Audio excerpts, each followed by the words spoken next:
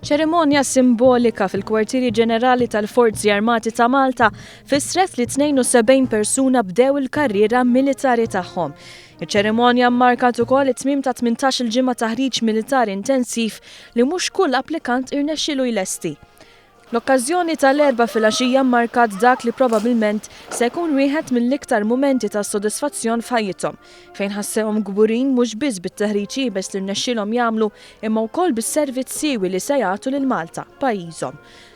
Il-Ministru Carmelo Abela li kien preżenti waqt iċ-ċerimonja appella lir-rekluti sabiex iħarsu lejn l-Armata bħala karriera li settihom il-benefiċċju li jaraw l-iżvilupp tal-ħiliet tagħhom miftuħa qudiemhom.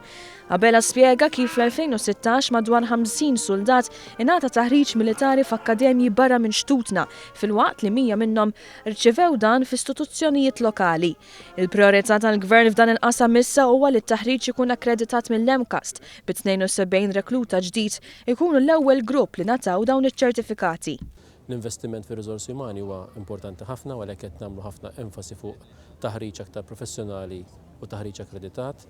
U importanti wkoll li ikonna riżorsi finanzjarji fil-fatt matul din is-sena qed ninvestu 500,000 euro mill-budget tal-pajjiż biex nallokawh għat-taħriġ.